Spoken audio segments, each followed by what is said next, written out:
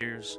They're dependable, trustworthy. It's just the attention to detail with our clients. Our folks have years and years of experience. They're highly trained professionals, but many companies have that asset. What I'd like to think makes Luba a bit different is that we use those talents in a way that truly is dedicated to serving the needs of the folks who depend on us.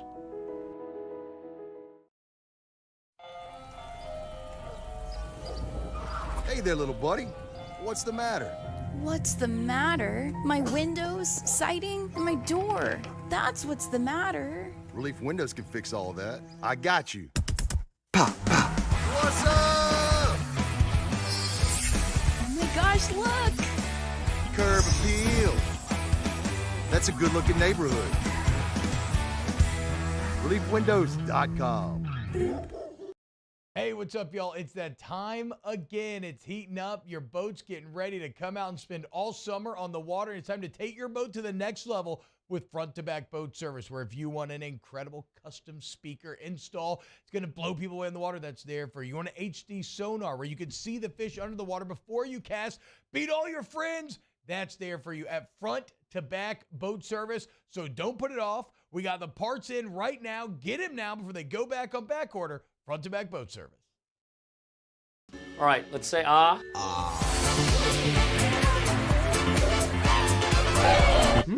Where'd my spotlight go? Super weird, but we can take care of it. Get in and get better at Patient Plus. Follow us on Twitter at 1045ESPN to cast your vote in the Citizens Bank and Trust Poll of the Day. Vote daily inside off the bench, anytime. Hunt Palmer. And after further review, Citizens Bank and Trust brings you the Poll of the Day via Twitter at 1045ESPN. Now, Hunt Palmer. Hunt Palmer on 1045 ESPN Baton Rouge. Holding down the middle of the day. Live from the Mercedes-Benz of Baton Rouge Studios. This is Hunt Palmer.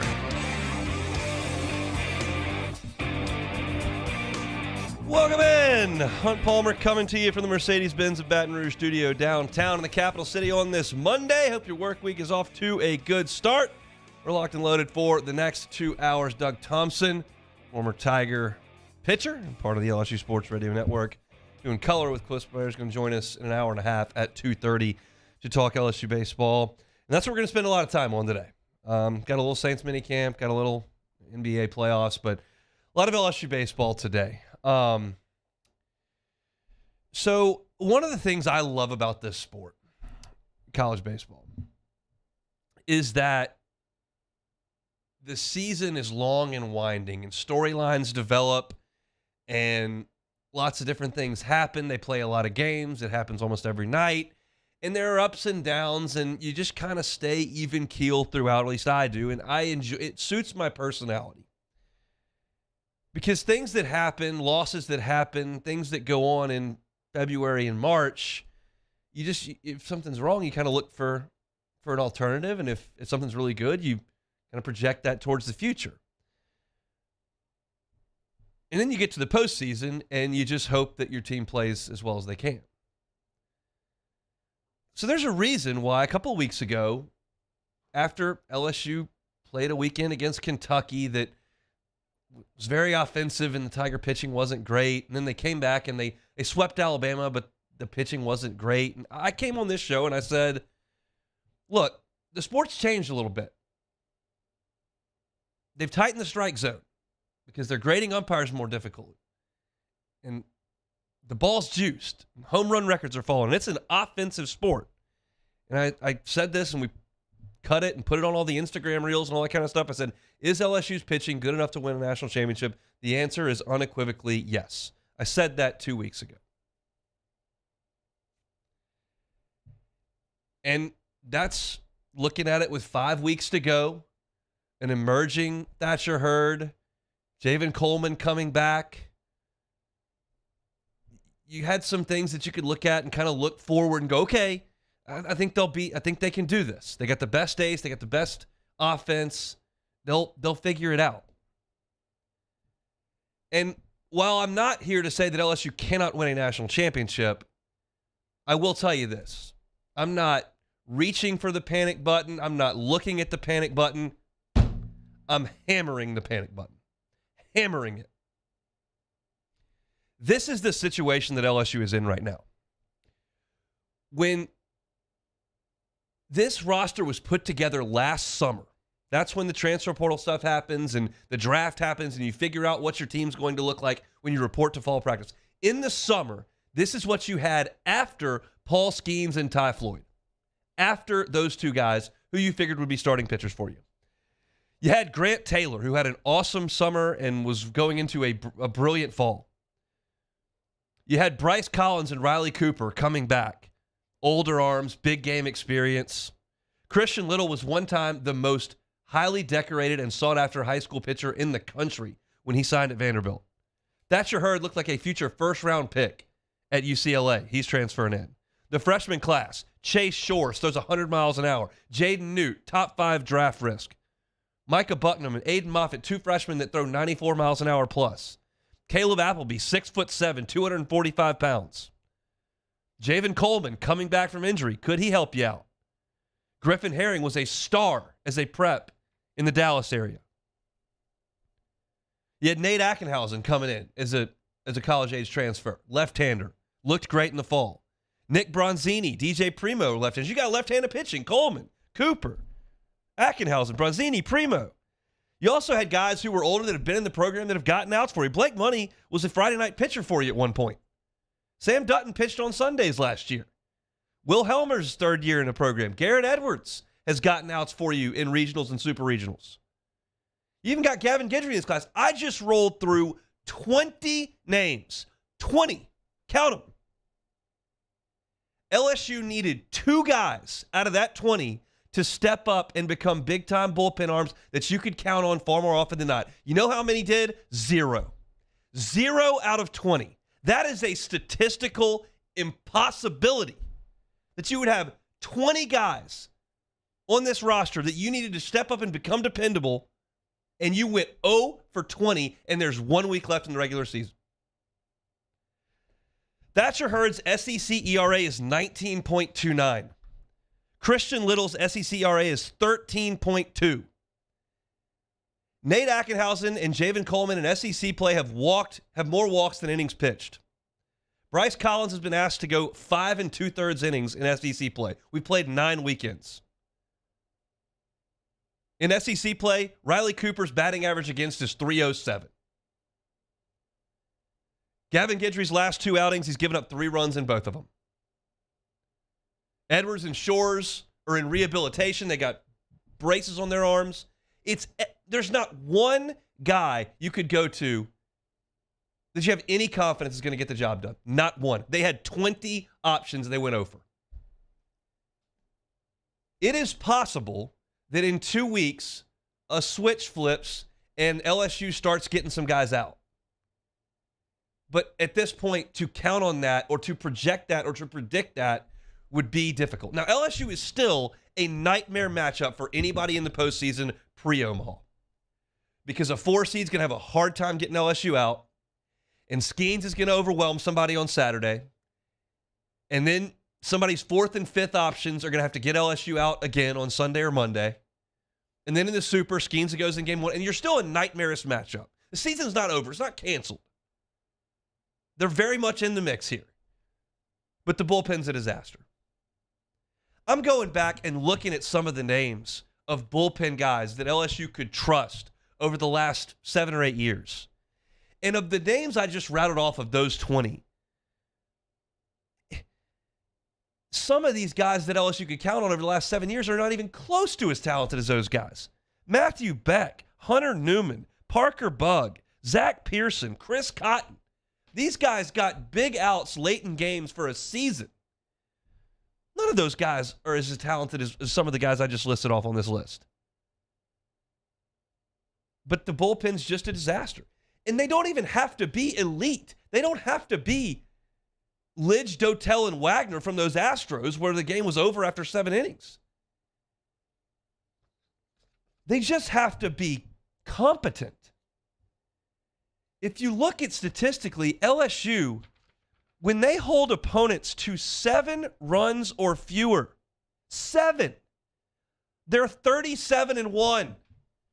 Hold teams to 7, you're 37-1. Half of their losses, 6 of the 12, they've given up a 10 spot or more. Look at the games they've non-Skeens outings in SEC play over the last 6. 14 for Mississippi State in Game 3, 9 for Mississippi State in Game 2. Auburn scored 12 in Game 3 of that series.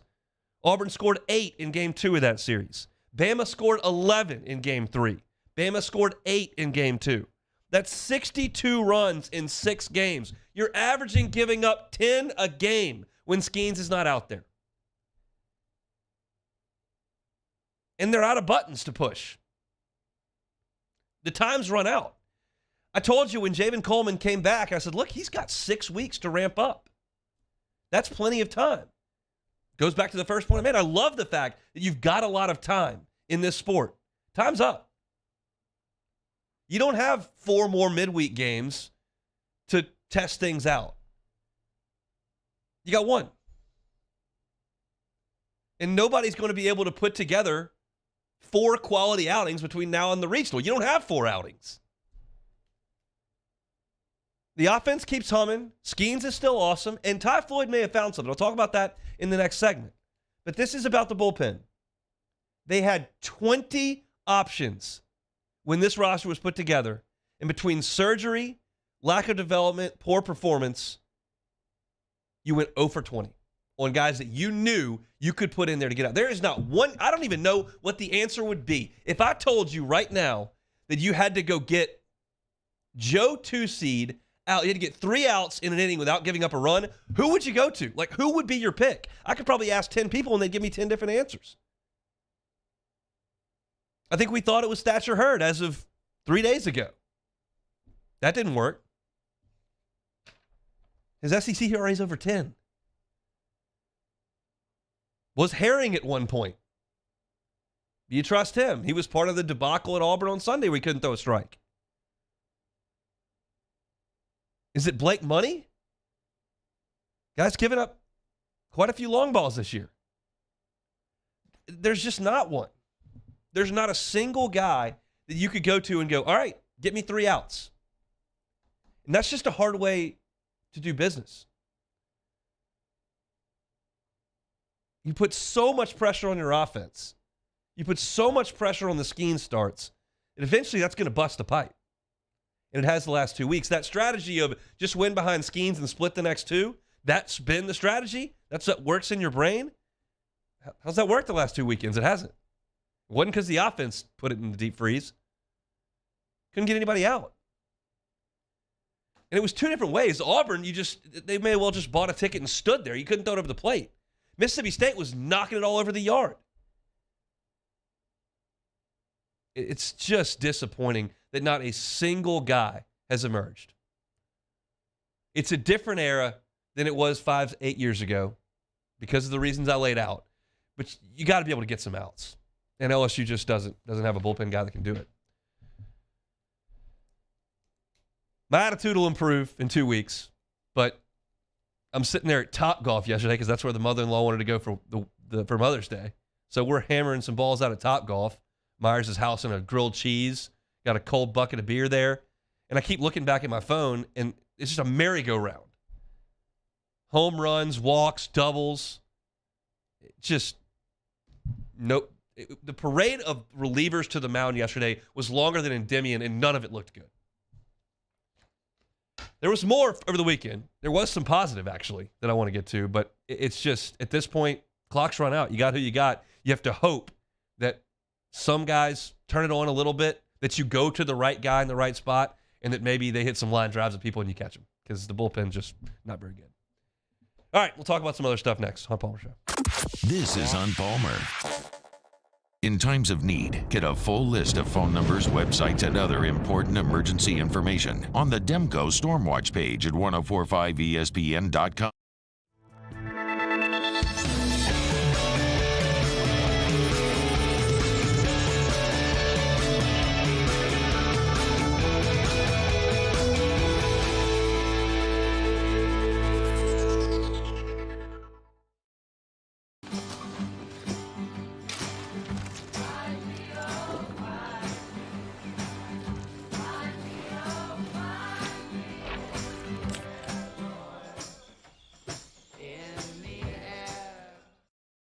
Electricity is all around us, and our families depend on it. Every day is sparked by the power of a cold drink or a warm meal, a movie night, and a comforting light at the end of a dark hallway. From sunrise to sunset, playtime to bedtime, our team is ready to take care of your electrical needs. Even in the case of an after-hours emergency, the light in your life shines brighter with Mr. Electric. Turn my music high, high, high, high, yeah. You don't know what you're doing. Sure I do. I'm from the streets where the hood can swallow on me. Bullets will follow on me. There's so much that you can run the slalom. The cops comb this top to bottom. They say that we are prone to violence, but it's home sweet home. With personalities clashing, chrome meets chrome. Prices up and down like it's Wall Street. When is a taco more than just a taco? When it's Government Taco. Voted best tacos 3 years in a row by 225 Magazine, Government Taco puts the most delicious spin on tacos the capital area has ever seen. With creative combinations like the Magna Carrot, the Filibuster, or the Steak of the Union. Plus perfect tortilla chips paired with the best salsa and queso you've ever had. And happy hour every day from 3 to 6 p.m. and all day on Thursday. Government Taco, 5621 Government Street. Gulf Coast Office Products is a nationally recognized Savin office equipment dealer based right here in Louisiana. Over 100 employees strong, Gulf Coast has the boots on the ground to support all vertical markets from education, engineering, legal, and finance. With the latest in office technology from desktop to production segment units, Gulf Coast and Savin have the perfect fit for you. Call 225-756-2644. That's 756-2644 for Gulf Coast Office Products. I've been doing business with Luba for 25 years. They're dependable, trustworthy. It's just the attention to detail with our clients. Our folks have years and years of experience. They're highly trained professionals, but many companies have that asset. What I'd like to think makes Luba a bit different is that we use those talents in a way that truly is dedicated to serving the needs of the folks who depend on us.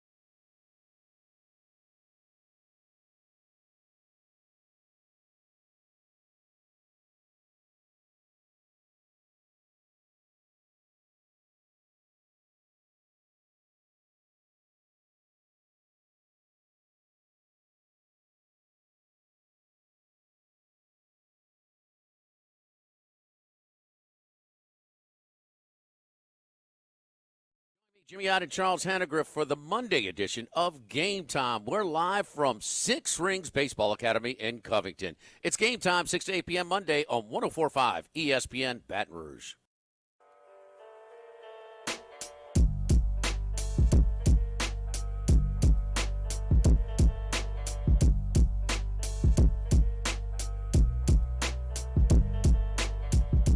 This is Hunt Palmer on 104.5 ESPN Baton Rouge.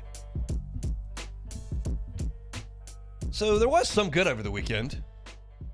Get to Paul Skeens in a second, but I want to start here with Ty Floyd, who I know threw the ball great on Saturday. I was on the call with Lynn Rollins, which was a thrill for me. I'd never done TV before, and got a chance to sit and do some color on Saturday, and I don't think the broadcast caused any significant issues, so that was good. But Floyd was really good on Saturday. And if you look back at his last month, I think it's fair to say things are progressing with Ty Floyd. He had, of course, the outing that everybody looks to is the one at Ole Miss, where he worked into the ninth inning. He threw 8 in the third in that game and struck out 8, and it was probably his best start as an LSU Tiger. The next week wasn't good against Alabama, no doubt. But against Auburn last week, he struck 7 guys in a row out and then you had the balk situation and the 8-minute delay, and then he was bad after that. But there was significant good in the first 3 innings of that game. And then against Mississippi State on Saturday, he goes 6 innings, strikes out a career-high 10, only allowed 1 run on 5 hits. And I thought was really good with the fastball. It maintained its velocity and ride up over 90 pitches. He threw some good breaking balls. He threw some that weren't great, that kind of slipped out of his hand and sailed high. But he threw some that were really good. And I thought he kept Mississippi State really off balance for the entire time he was out there in 6 innings. So you look at that, and that's 3 out of 4 like quality starts to me from Ty Floyd, and that's going to be huge for LSU because you've got to take innings away from this bullpen. And Skeens did literally everything he could on Friday. LSU run rolled him. He goes the complete Game 7, and he had the entire arsenal ready to go the last 2 days. But you're going to need Floyd to do that too. Not in the same way that Skeens does, but you're going to need him to pitch 5, 6, 7 innings when he goes out there. And his numbers for the year, the one that sticks out to me, and batting average isn't everything, I know that, but Ty Floyd's batting average against has been good this year. It's 196. His issue is when he gets out of whack with his command and he walks guys. But teams are not hitting him. Even in SEC games, his batting average against is quality. It's 229. So I think he's moving in the right direction, and we'll see what his role is come the postseason. They'll have to look at the draw. LSU will be a host seed. They'll be a 1 seed, and if you get a team that you think you can overwhelm with offense, you might be able to get by with the bullpen game in Game 1 and hold Ty Floyd for Sunday. You might have to give him the ball and tell him go get you on Friday. We'll see. But I'm starting to get a little bit more confident in Floyd. The velocity's always been there. The fastball's always been there. I think he's growing into a little bit of something in terms of pitchability. And I do think sometimes we bury the lead with Skeens, and you just kind of expect him to be great, so what's the point in talking about it on a Monday when he went out there on Friday? It's old news, and he dominated. But I do think that the Paul Skeens we've seen over the last 2 weeks, the Paul Skeens against Auburn and the Paul Skeens we saw on Friday, I think there's been a significant progression there with him, especially with the breaking ball. Now he's commanding the breaking ball. He relied too much on the fastball for a chunk there of March and April. He just threw too many fastballs. And for that reason, guys were fouling him off. The pitch count was getting up. You got to put guys away. Drop the hammer on him. And he did that against Auburn for 15 strikeouts, and he did it again in the game on Friday when he was masterful against Mississippi State. He goes 7 innings, only allows 3 hits and a run. Struck out 13 and only the 1 walk. He only threw 96 pitches. So he would have been out. He could have gone back out there for the 8th. I mean, so he's cut the pitch count down significantly in the last 2 outings. And that's because he's throwing the breaking ball. And once he commands that, it's lights out. These college kids have to gear up too much for that fastball to have to deal with the off-speed stuff. The 90-mile-an-hour changeup, the 88-mile-an-hour slider, and he's throwing strikes. It's the total package right now with Skeens. And he is a reason why LSU is still a force. Because they've got that guy. And he's now forcing teams to pitch off and go with their number 2s. And I know that concerns some people. And in a super regional, it may happen. You're just going to have to find a way to hit your way through it in games 2 and 3, assuming you win it with Skeens. But, I mean, that's the blueprint they've ironed out. It just doesn't really work in a regional because there's so many other things in place other than facing Skeens. The 2 and 3 seeds have to play each other on Friday. You got to win that game first. And then, you're going to hold your ace. I mean, some teams have done it. Tony Robichaux held Austin Robichaux, his son, in 2013, and Sam Houston beat him. And they got to Sunday, but Austin had to pitch on Saturday's game. Teams have pitched off. UNO pitched off with Cryer in 2008 in the Baton Rouge Regional, but they lost to Southern Miss, and they didn't get to LSU. So in the regional, it's not as big a factor. In the super, absolutely. I could see a team that says, hey, we're going to back off. Auburn did it with Tommy Vale. Mississippi State did it with Cade Smith. We'll see what Georgia has to do this weekend. It's not like Georgia has some Friday night stud that they don't have a guy that they can necessarily move back. They just don't have great pitching at Georgia. But certainly the guy that has gotten the best results from Auburn and Mississippi State pitched in game 2, and they've won those 2 games. So that's kind of a blueprint. I just don't know how replicable it is when you get to postseason play. as far as the offense goes, Tommy White is just unconscious. He's hitting missiles everywhere, driving the ball out of the ballpark to the pull side. He's killing the ball. That's fantastic to see. On the other side of that, Jared Jones may need a little bit of a break. I would not give him a break tomorrow. I'd let him face some Southland Conference midweek pitching, but maybe against Georgia, you sit him for a game or two. Jones right now is 2 for his last 20 with 12 strikeouts. And I can see him fighting it mentally. I talked about this on the broadcast if you were listening. He's got such an issue dealing with the good breaking balls in the SEC right now that he's got to kind of look for the breaking ball. And then when you look for the breaking ball and they've got 94 in the tank, you can get beat by the fastball. And so it's a double edge there. And that's what it looks like to me with Jones, because he's such a good fastball hitter, and now he's missing some fastballs because I think he's trying to cheat to the breaking ball. And that's just you can't hit like that. So, again, I would maybe get him in the lineup tomorrow and let him see some midweek Southland pitching and see if he can't run into an 86, 87 mile an hour fastball and get some confidence. Maybe the guy doesn't have a very good breaking ball and hangs one, and you get the freshman a little bit of confidence.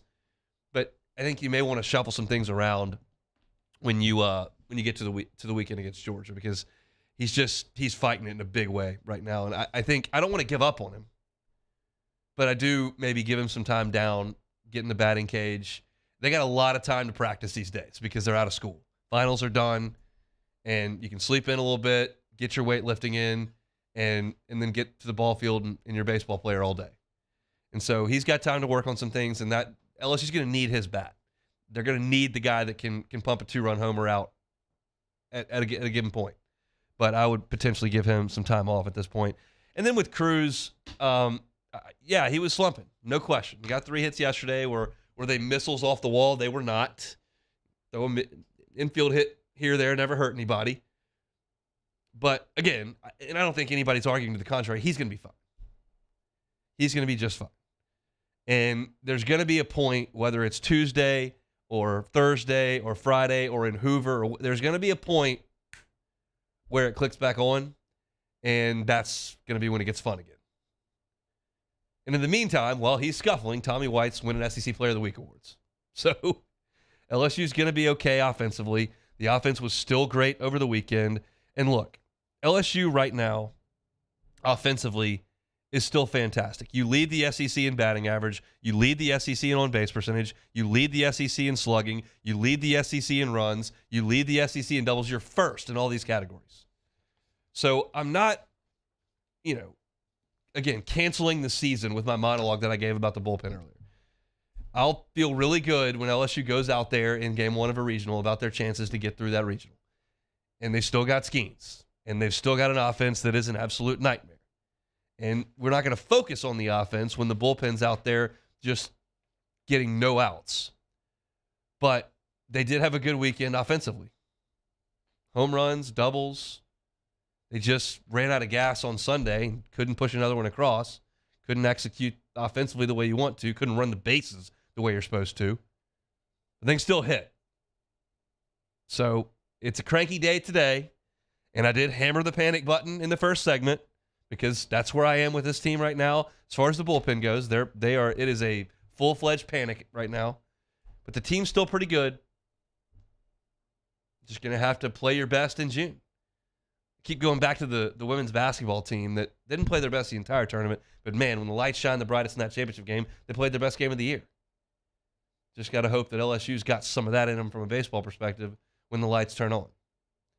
Tomorrow on the show, I'll get into a lot of RPI stuff, a lot of strength of schedule stuff, a lot of seeding stuff, a lot of projection stuff, and talk about where I think LSU is. They're fine right now, but you've got such significant issues in the bullpen. It just doesn't feel that way at this point.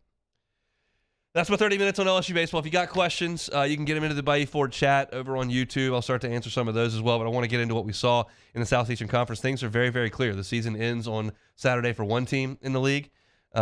And the rest are jockeying for position for whatever it may be. A top 8, SEC championship, trying to be a host, trying to get in the tournament, trying to keep your season alive. We'll talk about all that next on the Hunt Palmer Show. This is Hunt Palmer. Our listeners fire up their opinions on the jimsfirearms.net hotline at 499-1045. Keep listening for your next chance to shoot us your thoughts with the jimsfirearms.net hotline on 1045 ESPN Baton Rouge. The world's leaders in obesity research, obesity medicine, and obesity science are right here. We're doing something that no one's ever done or trying to answer a question that no one's ever asked before. Pennington is a real jewel when it comes to research. We are finding the solutions to the world's worst chronic disease, which is obesity. Louisiana needs Pennington Biomedical.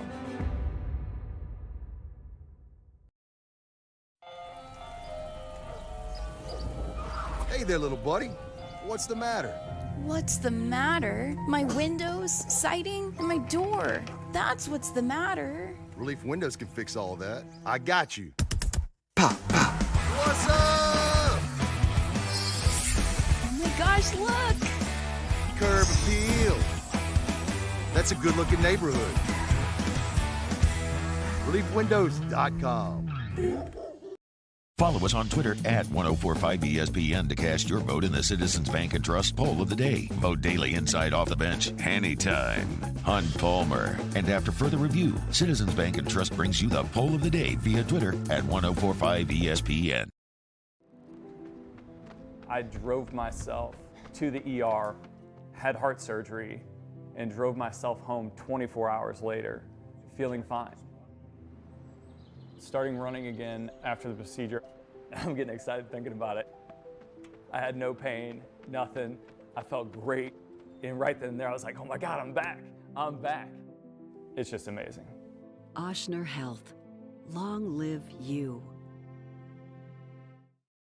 Bayou Chrysler Dodge Jeep Ram has $20,000 off new 22 Ram 1500 SCA trucks and incredible deals on all remaining 2022 inventory, all with Bayou's 1 million mile warranty. The crew at Bayou Automotive is going to do right by you.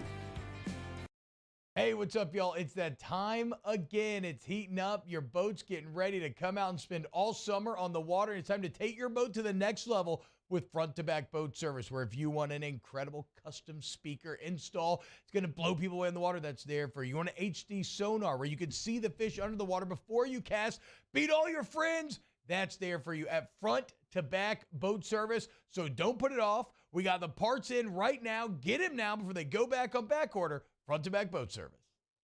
When is a taco more than just a taco? When it's Government Taco. Voted best tacos 3 years in a row by 225 Magazine, Government Taco puts the most delicious spin on tacos the capital area has ever seen. With creative combinations like the Magna Carrot, the Filibuster, or the Steak of the Union. Plus perfect tortilla chips paired with the best salsa and queso you've ever had. And happy hour every day from 3 to 6 p.m. and all day on Thursday. Government Taco, 5621 Government Street. Gulf Coast Office Products is a nationally recognized Savin office equipment dealer based right here in Louisiana. Over 100 employees strong, Gulf Coast has the boots on the ground to support all vertical markets, from education, engineering, legal, and finance. With the latest in office technology, from desktop to production segment units, Gulf Coast and Savin have the perfect fit for you. Call 225-756-2644. That's 756-2644 for Gulf Coast Office Products. I've been doing business with Luba for 25 years. They're dependable, trustworthy. It's just the attention to detail with our clients. Our folks have years and years of experience. They're highly trained professionals. But many companies have that asset. What I'd like to think makes Luba a bit different is that we use those talents. On Tuesday's OTB, continuing to manage the fallout, the bad weekend at the box. Plus, the latest from the NBA playoffs as conference finals are underway. And Nick Underhill talks Saints. Off the bench, 7 to 10 a.m., 104.5 ESPN.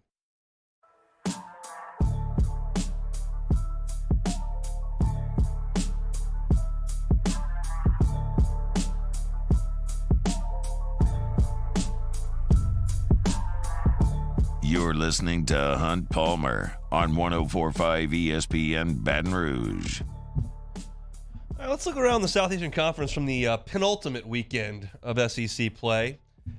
Tennessee gets 2 out of 3 over Kentucky. Vols won the first 2 games of that series 10-6 and 10-7. And then Kentucky just hammered them 10-0 in game 3 of that series. Kentucky really got after Drew Beam. He did not complete the second inning of his start in game 3. But yeah, that's the problem, I think, sometimes with Kentucky is, can you keep up offensively? They certainly did for some of the weekend, but give up a couple 10 spots.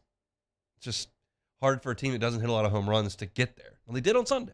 It's just hard for them to do that. So Tennessee moves to 14-13 in league play. Kentucky is 15-12 in SEC play. I'll go through the standings here in a second because the Southeastern Conference Championship obviously is on the line this weekend. Does LSU have a chance?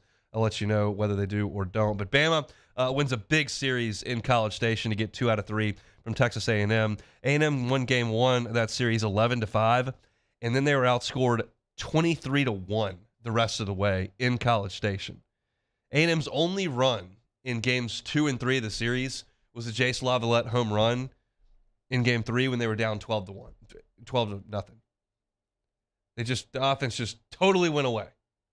And Bama, all of a sudden, after firing their coach for a gambling scandal and getting swept by LSU and you think the season's toast, have really bowed their necks and played well. They've taken series from Vanderbilt and Texas A&M, and they're probably going to make the NCAA tournament. They're 13-14. They probably need one more win. So that's fascinating to me that Bama could get off the mat like that. Auburn sweeps Ole Miss, who basically went down without a fight. Auburn's playing great right now. There's no doubt. We saw them last weekend. But they scored 37 runs in 3 games. Ole Miss is pitching just, I'm done. And Ole Miss has been eliminated from Hoover. They will not make it to the NCAA SEC tournament. They're probably going to finish last. If they sweep this weekend and Mississippi State gets swept, they won't finish last. But they're probably going to finish last in the league a year after winning a national championship. Auburn's won 4 series in a row, fighting Butch Thompson's. And I saw an interesting question posed over on this morning. Butch Thompson's done such a good job at Auburn. They've been to Omaha twice in the last 3 years. They're playing much better baseball right now than they were in January, February, March, April. And the question is, does Mississippi State want to make a run at Butch Thompson? Do they want to move on from Chris Lemonis and go get Butch Thompson, who was the pitching coach under John Cohen at Mississippi State?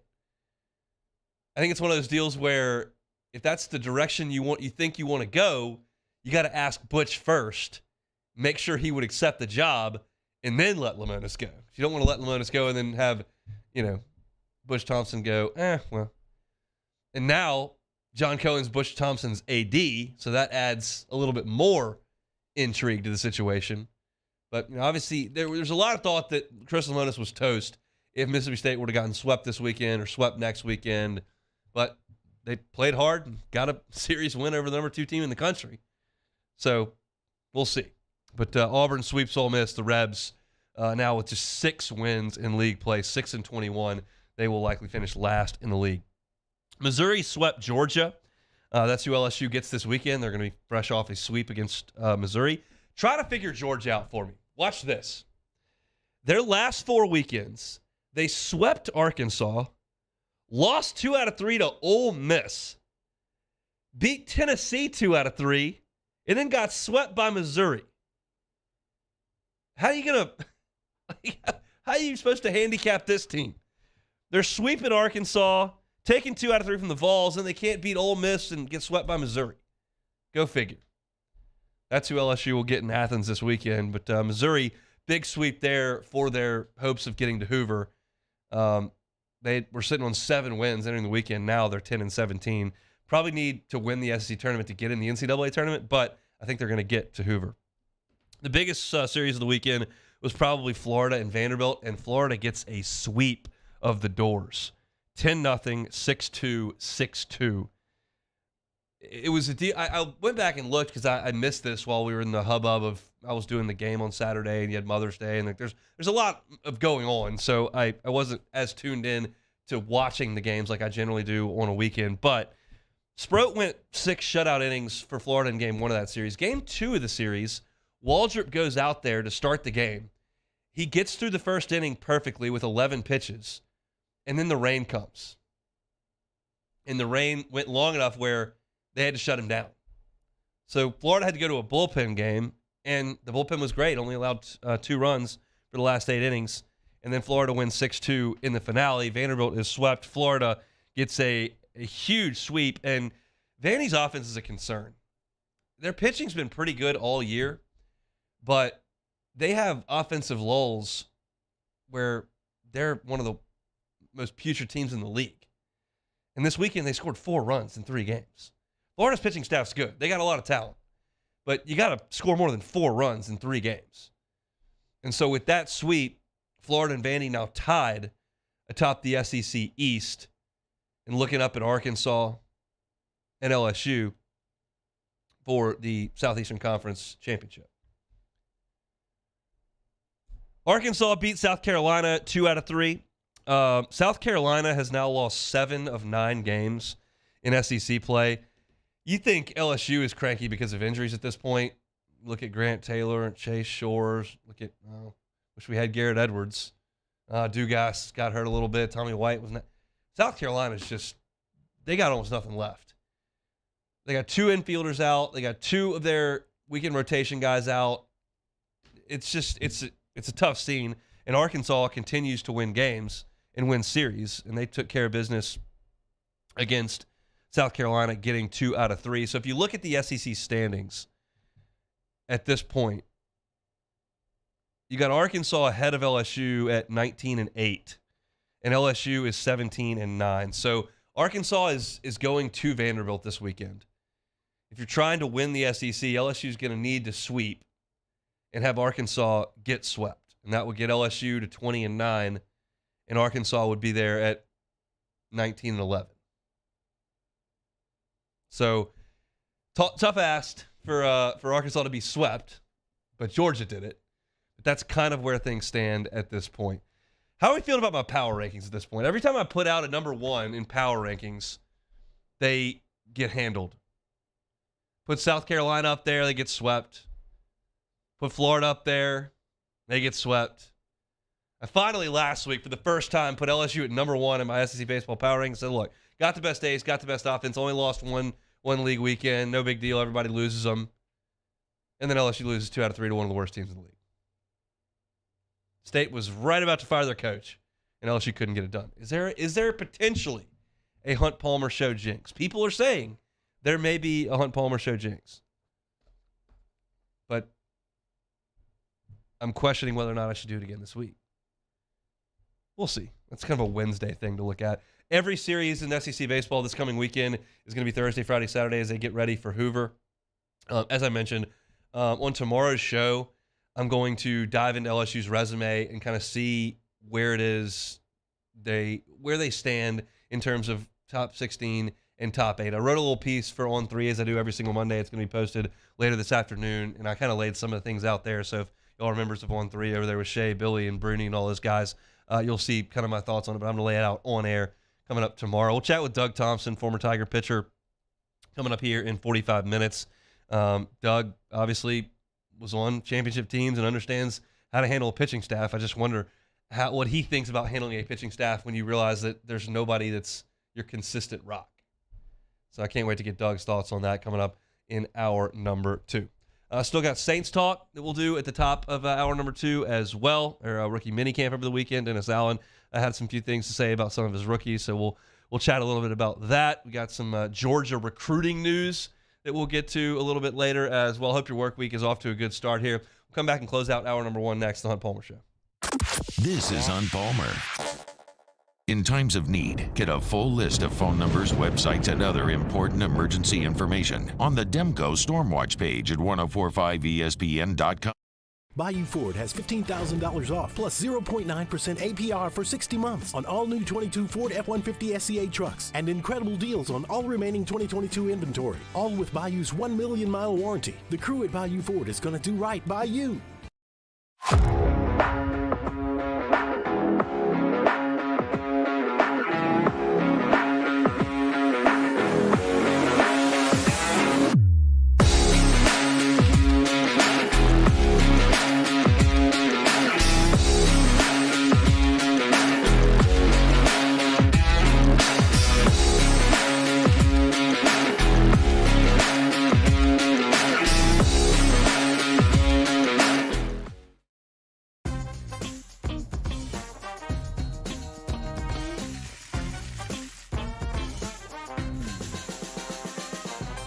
The best kept secret in town is out. Discover Tallulah at the Renaissance Hotel on Bluebonnet.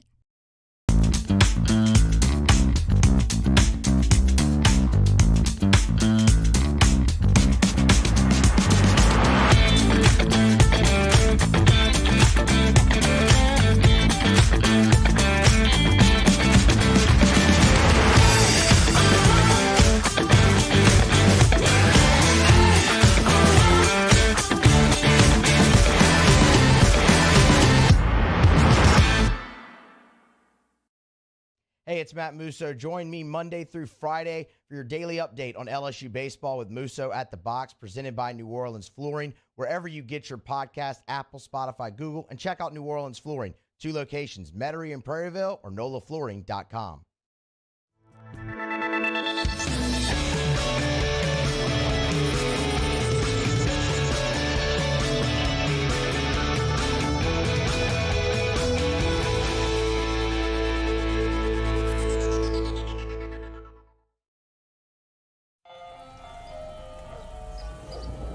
Hey there, little buddy. What's the matter? What's the matter? My windows, siding, and my door. That's what's the matter. Relief Windows can fix all that. I got you. Pop, pop. What's up? Oh my gosh, look! Curb appeal. That's a good-looking neighborhood.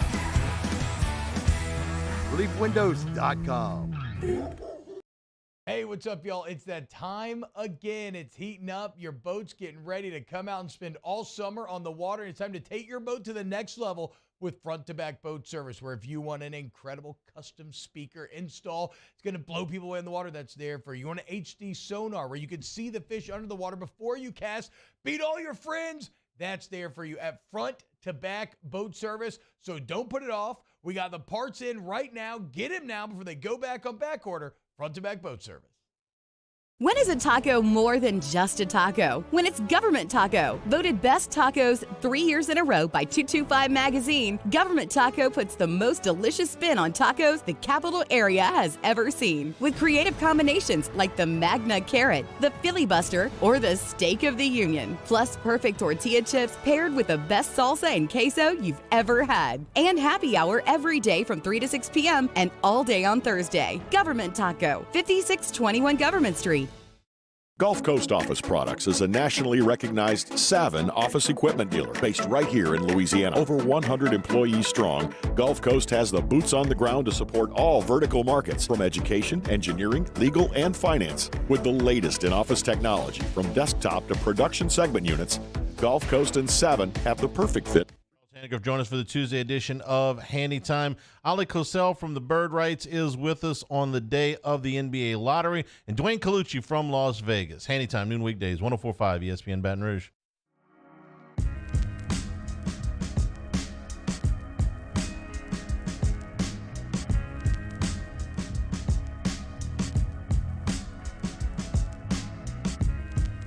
This is Hunt Palmer on 104.5 ESPN Baton Rouge. Going to talk a little bit of LSU football recruiting here in this segment, but I wanted to sneak this in, just sneak it in a little bit here, because I like any opportunity to make a little bit of fun of Live Golf. Y'all know that by now. Not my favorite thing. So Live Golf got a TV deal, kind of. The deal is that they pay the CW to put their stuff on TV. How the SEC contracts work, where all the networks bid on how much money can we dump into this conference, works the other way for Live, because nobody wants to watch it. So to get on TV, they have to pay a network. So they pay the CW to be on TV. And they're not even on TV on some days because they are on the CW app, where you have to download the app and watch it. But there were 4 holes left to go in Live Golf over the weekend, which is crunch time. And it's, of course, this incredible team format that everybody's got to look at and see who wins. Unfortunately, you weren't able to watch that on the CW because with 4 holes to go, they cut out on the CW to get to local programming. In Miami, they put on a syndicated episode of The Goldbergs. I don't even know what that is, but that's what they put on instead of the Live Golf last 4 holes. In Los Angeles, they cut to something called Frank Buckley interviews which I think is one of their local news personalities who I guess interviews people. Probably riveting. Liv is paying CW to put their bad golf tournaments on. And then with 4 holes to go, they're cutting out intentionally for the Goldbergs reruns and Frank Buckley interviews, among other things. I don't even know who won the tournament yesterday, quite frankly. Probably Taylor Gooch. I think he's winning all of them these days. I thought that was funny. Sweet. Enjoy your money, guys. Which I'm sure they do, but I'm not going to watch it. Football recruiting, LSU hosted an important visitor over the weekend. This is transfer portal recruiting. Logan Diggs, a running back from Notre Dame, visited over the weekend. And by all accounts, I think things went very good. I'm giving LSU, and look, this is, you lean on Shea, lean on Billy, lean on Matthew Bruni, lean on Sonny Shipp and Mike Scarborough, like all those guys, they know the recruiting. I don't dabble in that world very much. But just connecting the dots here, it would surprise me a lot if Logan Diggs did not end up at LSU. You've got a situation where the numbers look really strong for LSU in terms of running back. It looks like they've got a ton. But the fact of the matter is that Armani Goodwin is still not healthy and hasn't been for a year and a half. John Emery has not been with the football team since December. And you've got a couple freshmen who've never done anything here. So it looks like they got a ton of running backs, and maybe it does come to fruition that all these guys are ready to roll come fall. But the fact is that there are some issues with some of the guys in the running back room.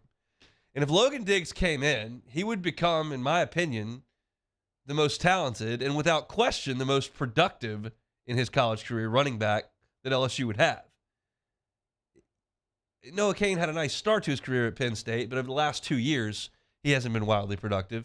Armani Goodwin's been hurt. John Emery's been absent from the team and hasn't been wildly productive. Josh Williams is a solid player, but it would surprise me a lot if Logan Diggs did not end up at LSU. I don't know what his plan is for this week. I don't know if he's planning another visit. I know he's knocked on a few other doors, South Carolina. But I think there's a real chance that this week Logan Diggs may make a decision to be an LSU Tiger. That's just my gut. That's not because I've got any sources or I've talked to Logan Diggs or I connect these dots.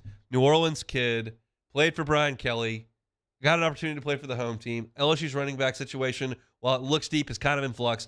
I think you're going to see Logan Diggs pick LSU sometime relatively soon. I would hope it's this week. That's just what my gut tells me.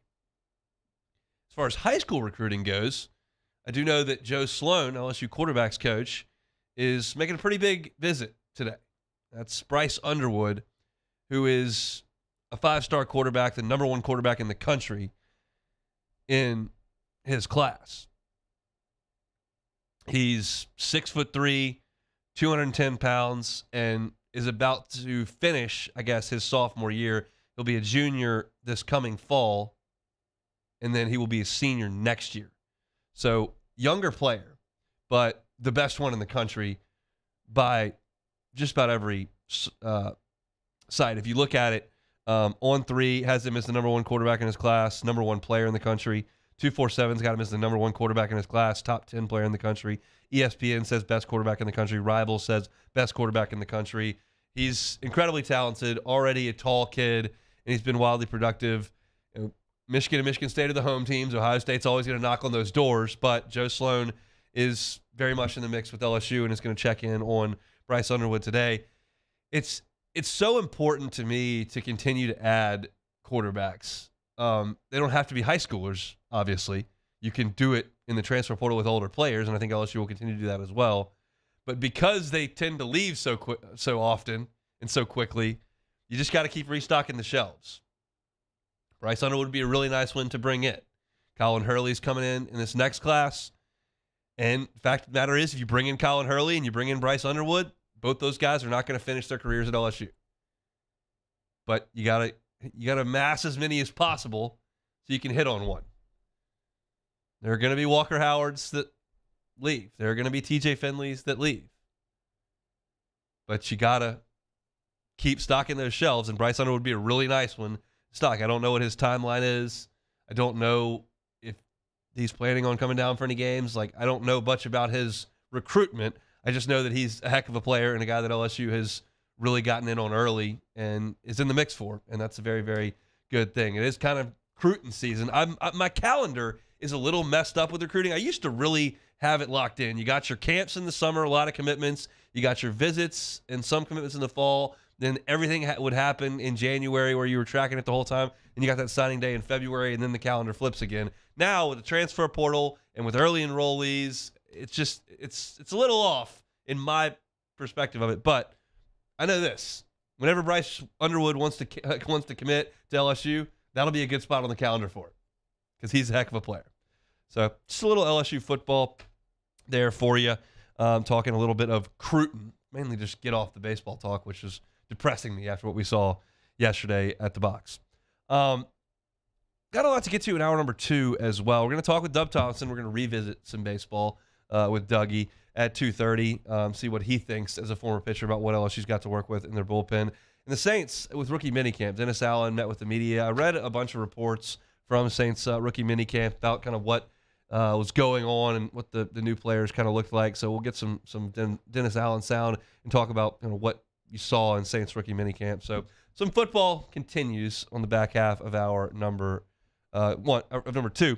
If you missed any of the show today, you can catch it on demand, 1045ESPN.com's on-demand tab, Apple Podcasts, Spotify, Google, YouTube. It's always all right there. Open the show, 30 straight minutes of LSU, Mississippi State talking my thought on the bullpen and some of the positive things we saw over the weekend, which there were some. And I caught you up on the entire Southeastern Conference, kind of where things stand at this point after the action over the weekend. So go check out all of that on demand. Hope your work week is off to a great start on this Monday. Mondays can be tough. We're here to help you through it. We'll talk a lot of football in hour number 2, and we'll talk with Doug Thompson on the LSU bullpen as well. Don't go anywhere. On the other side of Sports Center, we're talking black and gold. You're listening to the Capital City's leader in sports talk. It's 1045 ESPN Baton Rouge. There it is, the extra mile. On the border of expected and extraordinary for those willing to go further. Like vans customized for work or play. With safety and tech to keep you connected. Supported by a 5-star sales, service, and finance team. And backed by the 1-star you know. So go the extra mile. It's never crowded because so few have what it takes to go there. Mercedes-Benz Vans. Follow us on Twitter at 1045ESPN to cast your vote in the Citizens Bank and Trust Poll of the Day. Vote daily inside off the bench, anytime. Hunt Palmer. And after further review, Citizens Bank and Trust brings you the Poll of the Day via Twitter at 1045ESPN.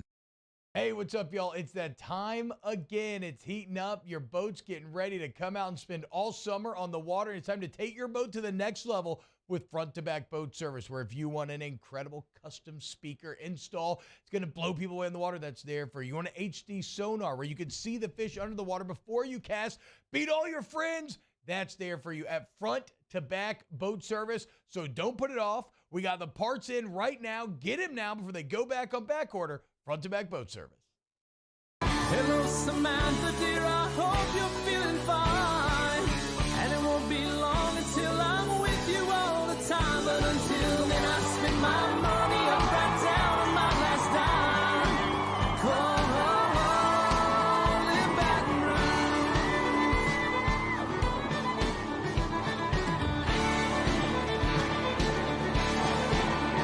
I'm ready, what you put me on through. Gotta send my love down the path. I've been doing business with Luba for 25 years. They're dependable, trustworthy. It's just the attention to detail with our clients. Our folks have years and years of experience. They're highly trained professionals. But many companies have that asset. What I'd like to think makes Luba a bit different is that we use those talents in a way that truly is dedicated to serving the needs of the folks who depend on us.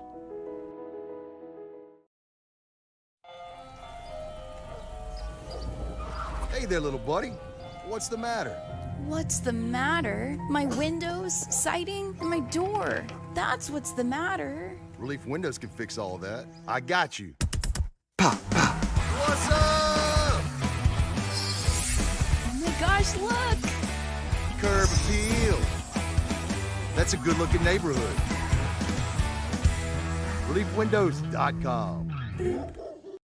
When is a taco more than just a taco? When it's Government Taco. Voted best tacos 3 years in a row by 225 Magazine, Government Taco puts the most delicious spin on tacos the capital area has ever seen. With creative combinations like the Magna Carrot, the Filibuster, or the Steak of the Union. Plus perfect tortilla chips paired with the best salsa and queso you've ever had. And happy hour every day from 3 to 6 p.m. and all day on Thursday. Government Taco, 5621 Government Street. Gulf Coast Office Products is a nationally recognized Savin office equipment dealer based right here in Louisiana. Over 100 employees strong, Gulf Coast has the boots on the ground to support all vertical markets, from education, engineering, legal, and finance. With the latest in office technology, from desktop to production segment units, Gulf Coast and Savin have the perfect fit for you. Call 225-756-2644. That's 756-2644 for Gulf Coast Office Products.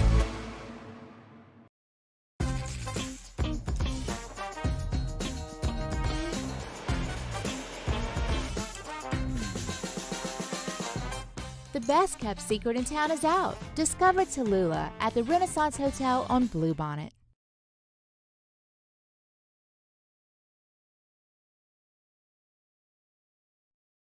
This is SportsCenter.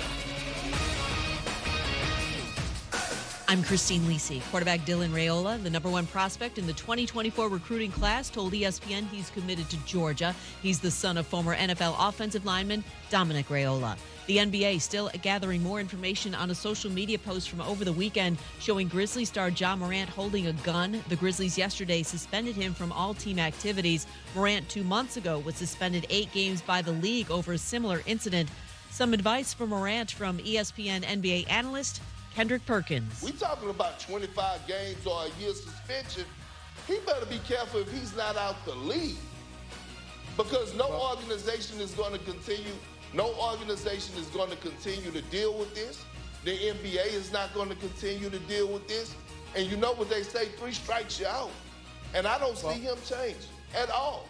Stanley Cup playoffs, the Stars, a -210 favorite, host the Kraken in Game 7 tonight, 8 Eastern on ESPN TV. This is the second Game 7 on the road for Seattle this postseason. The Golden Knights await the winner in the West Final. It's Wrangler season out there. Open roads, endless horizons. Shop Wrangler.com for new denim styles, made for your next adventure. Wrangler, for the ride of life.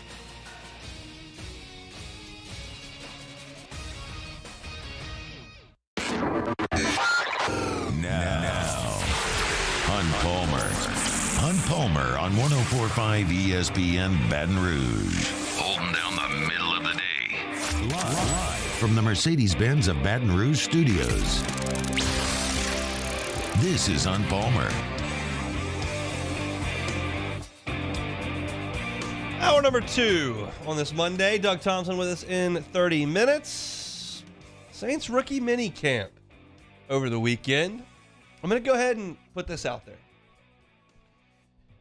I've been to a lot of football practices over the last 12 years, 13 years. Not a lot going on. I know that people are starved for football. They love football. Any football nugget you can throw out there, people eat it up. So we go and we cover it and we give you some of our thoughts. But when you've got a bunch of guys out there in shorts running around, you're not going to be able to draw massive conclusions from it, right? And that's what you've got with Saints minicamp. You can read the posts from the reporters that do a great job covering it, whether it's Luke Johnson or Kat Terrell or Jeff Duncan or Sharif or any of the TV guys. But it's rookie minicamp. They're out there breaking a sweat, learning how to practice. That's really what's going on out there. But Dennis Allen did meet with the media after minicamp and talked about a couple of noteworthy players and a couple of noteworthy answers. So we'll get to some of the sound from Dennis Allen. The first one was about the Saints' first-round pick, Brian Brzee. Yeah, look, he looks great, and we're excited about what we think he can bring. There's an athletic quality to his game that we like inside at the defensive tackle position. So yeah, he's 6'5", 310, somewhere in that area, and I like that. You know, we were curious as to what changes in the Saints organization when Sean Payton moves on. Still got a lot of the same cast of characters. Still got Mickey Loomis, and you got Ireland and Allen, some of the people that were around Sean Payton for a lot of his tenure there.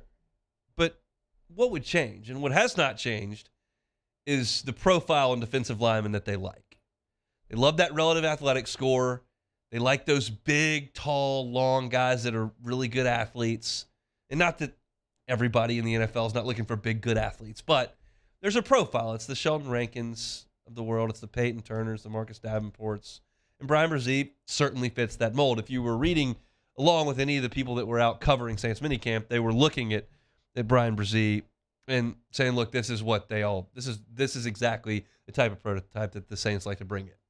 And it appears that he looks that part. I'm very, very curious to see how this defensive line overhaul goes for the Saints, because they put a really good product out there on the defensive line for a number of years there towards the end of the Peyton era. And last year, it just started to crumble. They just weren't the same team. So it's good that they're overhauling it. I just don't know what the success that's going to be, and we won't know until they start playing for keeps. But Brzee is going to be a big piece of that.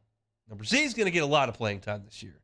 The guy that I don't think is going to get any playing time is Jake Haener. In fact, I don't think he's going to be active most Sundays when you've got Carr and Winston at the quarterback spot. But he's the guy with the football in minicamp, so it's worth talking about. Extremely intelligent. I think that would be the first thing that I would say. You can watch him out there. Fundamentally, he does a good job. He does a really good job of getting through his progressions, throws the ball with timing and accuracy. So a lot of qualities that you like at the quarterback position, particularly from the neck up. He's a lottery ticket. That's all Jake Haener is. Very likely, you end up getting rid of the lottery ticket because it didn't work out. But I think a lot of people across the league saw the Brock Purdy thing in San Francisco and went, might be worth a shot. And so the Saints took their mid-round flyer on Jake Haener. And again, he's probably not a guy that's going to be active most Sundays. Third quarterback, probably not. But if you see something in him, it could end up being a really, really good thing. And I think there was, again, like I said, entering the SoundCloud, I think there's probably a little bit more talk about Jake Haener than normal, because how are you going to comment on a defensive lineman who's not shedding any blocks or tackling anybody? Like, he looks big. At least Haener's throwing the ball. At least you can see him actually do the thing that the quarterback does in minicamp. I don't mean to be dismissive of the entire thing. I really don't. But does that make sense? Like, if you had the opportunity to talk about either a defensive lineman who's running around cones or a quarterback who's actually making throws, that's a little easier to draw conclusions off of. So I don't think Jake Haener's going to be out there very often. The hope is that Michael Thomas is out there very often. Now, you're not going to see him in rookie minicamp, but they did ask Dennis Allen about Mike Thomas. Yeah, so he's still recovering. There was some hardware in his foot that they took out. I guess it's probably been week and a half ago.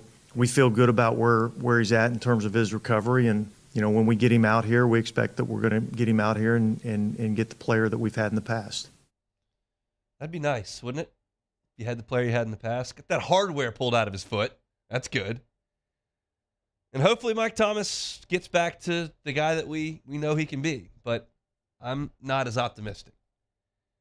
And so the Saints are kind of building in some insulation there in the wide receiver room. They obviously have some guys on the roster in Chris Olave and Rashid Shaheed that you know are going to be in the mix. And then you go in the draft and you take A.T. Perry, who was a really productive college player with incredible athleticism. And then today, they added to that wide receiver room with former Steelers wide receiver James Washington. Now, Washington, to me, is very much in the Jarvis Landry mold. Washington's 5'11". He's like 205. That's basically Jarvis's height and weight. And that's a guy that can win in the slot. And James Washington has done that throughout his career's win in the slot and been a pretty productive player. So the Saints are kind of replacing Jarvis in that way. You got Olave who's going to be your one. And you've got Shaheed, who can be the massive playmaker on the outside and can do some things with his speed that not a lot of guys in the league can do. And then you're kind of adding to it. Perry is the athletic freak. Washington's the slot technician, route runner. And Michael Thomas just kind of fits where he fits health-wise. If he's healthy, I mean, we thought he had it figured out last year in that Atlanta game. Opener going, the second half, they can't cover him. Can't guard Mike is back. And then injured Mike was back, and you didn't see him again. So I'm for the Saints going out there and making this ad with Washington. I think it makes a ton of sense for where this team is, and I want Mike Thomas to play. I want him to be out there. I want him to be productive. But the fact of the matter is that counting on that is probably a fool's errand. At this point, he's aging. It's been, 4 years since we really saw him? So you won't hear on this show, you will not hear me on these airwaves lean on the fact when I'm prognosticating about the Saints season that Michael Thomas is going to come out there and catch 1,200 yards worth of balls. That's not happening here. I like the Saints as compared to their division, but it has nothing to do with the fact that I think Michael Thomas is going to return to all-pro form. So I think adding some of these guys is a really, really good thing, and it's necessary, quite frankly, to continue to bring in some options at the wide receiver spot. So that's news as of today. Former Pittsburgh Steelers wide receiver James Washington has signed a deal with the New Orleans Saints. That's a very, very good ad. Doug Thompson's going to be with us from the golf course on someone else's phone coming up in 20 minutes. He's out there watching his son play golf, I believe, and the phone died. But I've gotten texts from friends that are with him say to call that number. So we'll chat with Duggar about what he saw over the weekend, which was not especially inspiring or all that pretty. But we'll chat with Doug here in 20 minutes. Hope your work week off to a very, very good start. You're listening to The Hunt Palmer Show. Hunt Palmer on 104.5 ESPN Baton Rouge. LWCC is Louisiana Loyal, elevating and celebrating champions of Louisiana. Dr. Robert Jackson, certainly a champion of Louisiana, champion of Northwest Louisiana, my neck of the woods. This is where he founded the MLK Health Center and Pharmacy up in Shreveport. It is Northwest Louisiana's oldest free clinic and pharmacy. The clinic provides over $16 million in services to over 1,700 patients each and every year. And while the clinic operates at no expense to the patient, it returns an average of $25 to the community for every $1 invested in the center. That's what makes Dr. Robert Jackson a champion of Louisiana. If you know a champion of Louisiana, we want to tell their story. Go to lwcc.com/champions. Check out the bios and the descriptions of all the champions that we've covered in the past, including Dr. Jackson, and then nominate a champion of Louisiana so that we can tell their story right here. Dr. Robert Jackson, a champion of Louisiana, presented by LWCC. Our listeners fire off their opinions on the jimsfirearms.net hotline at 499-1045. Keep listening for your next chance to shoot us your thoughts with the jimsfirearms.net hotline on 104.5 ESPN Baton Rouge.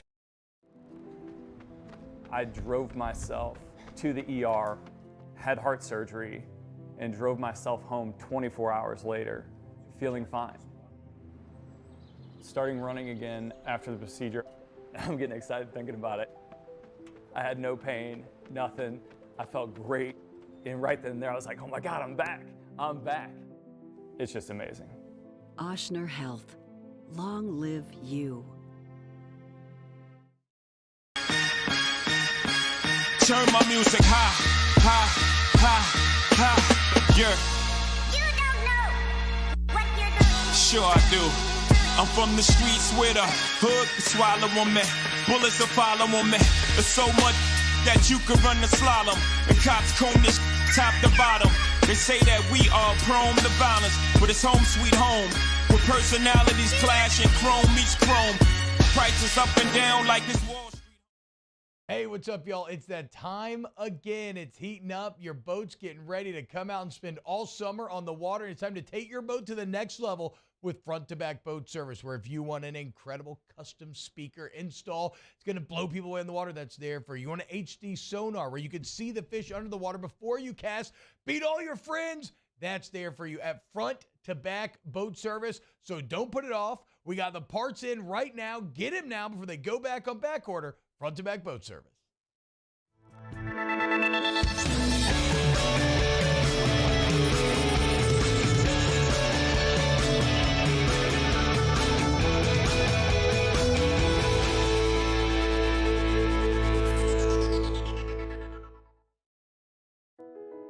I've been doing business with Luba for 25 years. They're dependable, trustworthy. It's just the attention to detail with our clients. Our folks have years and years of experience.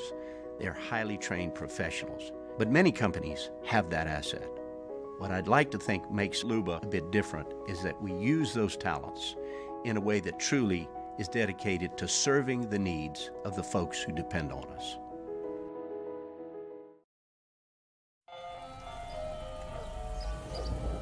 Hey there, little buddy. What's the matter? What's the matter? My windows, siding, and my door. That's what's the matter. Relief Windows can fix all that. I got you. Pop, pop. What's up? Oh my gosh, look! Curb appeal. That's a good-looking neighborhood. ReliefWindows.com. When is a taco more than just a taco? When it's Government Taco, voted best tacos 3 years in a row by 225 Magazine. Government. Matt Moscona inviting you to join us for Monday's AFR, presented by Relief Windows. We'll recap LSU, Mississippi State from the box, and Saints rookie minicamp. Join us for Monday's AFR, 3 to 6, 104.5 ESPN Baton Rouge.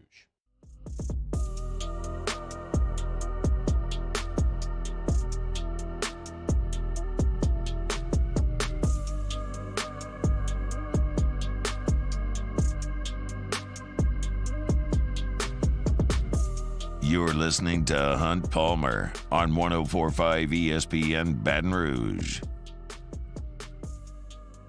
So, a couple of baseball nuggets I want to touch on that I did not get to in hour number one. Javen Coleman got the start on Sunday.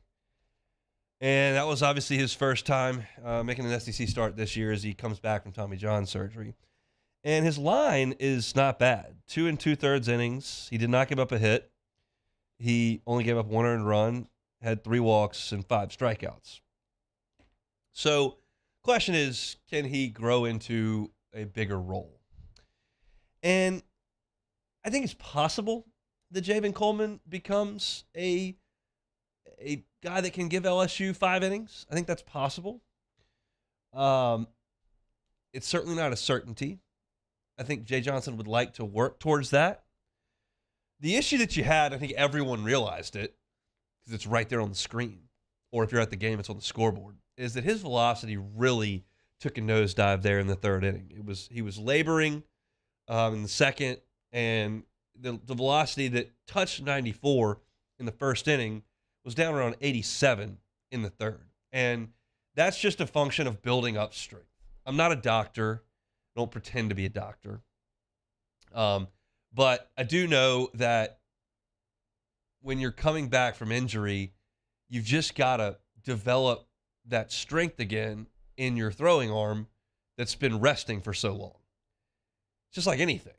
And that's where Coleman is. And I'm not as comfortable telling you what a reasonable time frame is, but I do know that we've only got 2 weeks until the regional.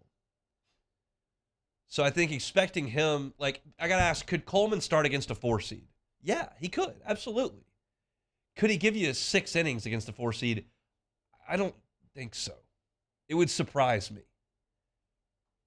I think you're looking at a 65 pitch guy. I mean, he was really laboring, and he lost 7 miles an hour off his fastball throwing 50 pitches.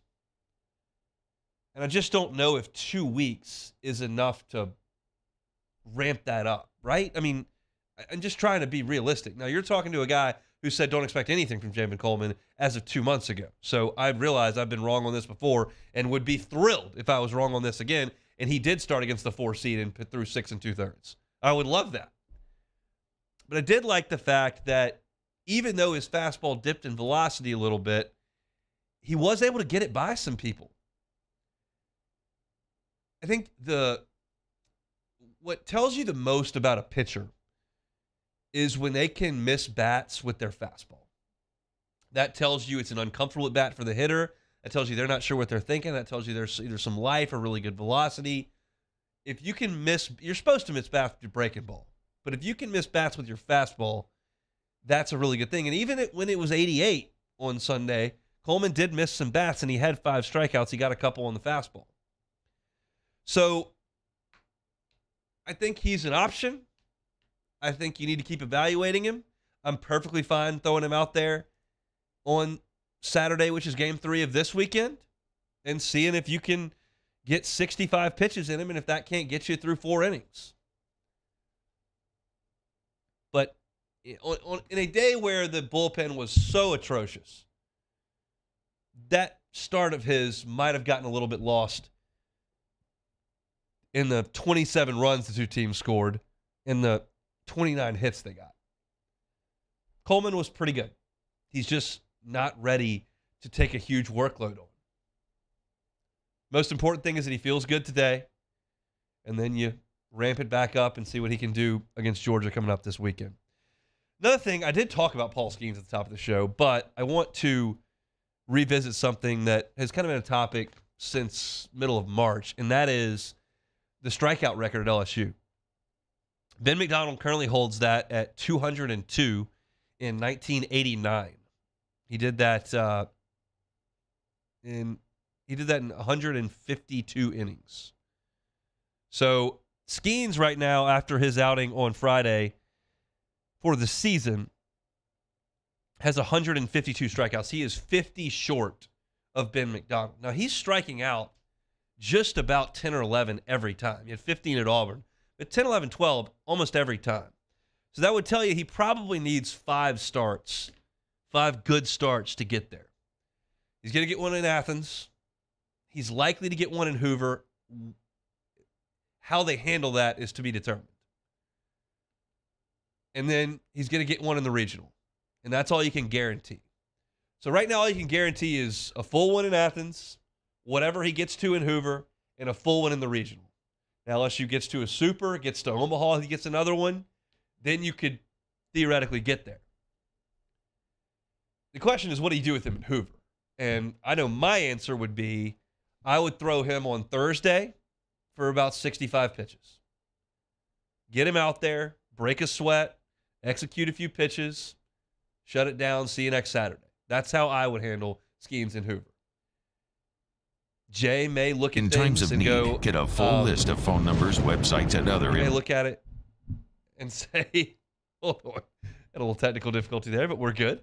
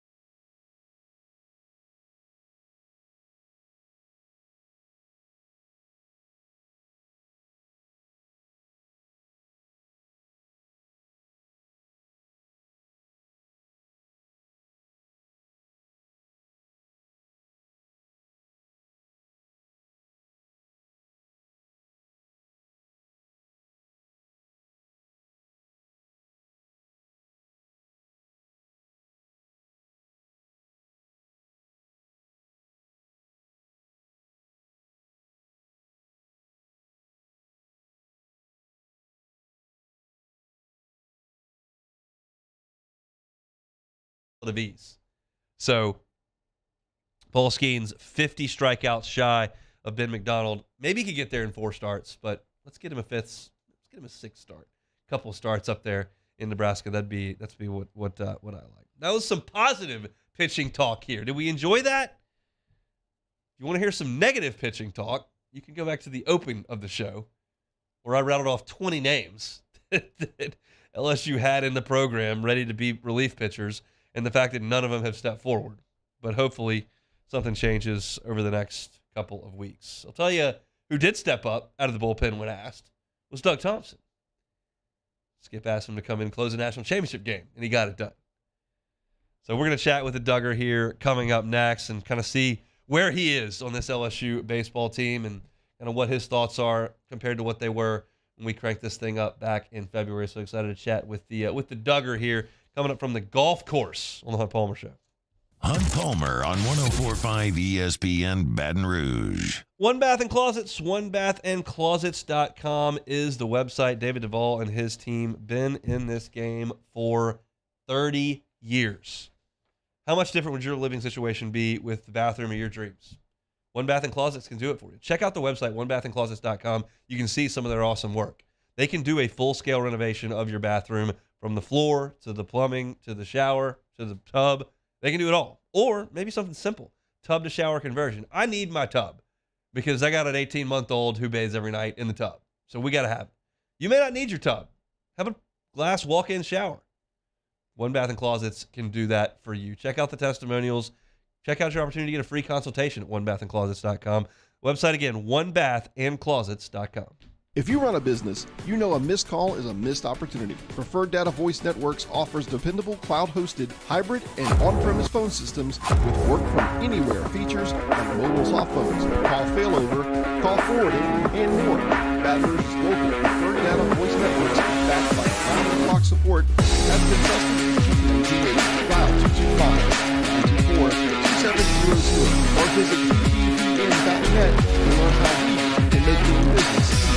This is Kevin Kimball with Leo Vernon from Stabs Prime on Jefferson Highway. Hey, no, Leo, what's with the Italian music? Have you seen this awesome pizza oven we got? Hey, of course, but we only do pizzas across the street at Palermo. Your boat's getting ready to come out and spend all summer on the water. It's time to take your boat to the next level with front-to-back boat service, where if you want an incredible custom speaker install, it's going to blow people away in the water, that's there for you. You want an HD sonar where you can see the fish under the water before you cast, beat all your friends, that's there for you at front-to-back boat service. So don't put it off. We got the parts in right now. Get them now before they go back on back order. Front-to-back boat service. I've been doing business with Luba for 25 years. They're dependable, trustworthy. It's just the attention to detail with our clients. Our folks have years and years of experience. They're highly trained professionals. But many companies have that asset. What I'd like to think makes Luba a bit different is that we use those talents in a way that truly is dedicated to serving the needs of the folks who depend on us. There it is, the extra mile, on the border of expected and extraordinary for those willing to go further, like vans customized for work or play, with safety and tech to keep you connected, supported by a 5-star sales, service, and finance team, and backed by the 1-star you know. So go the extra mile. It's never crowded, because so few have what it takes to go there. Mercedes-Benz Vans.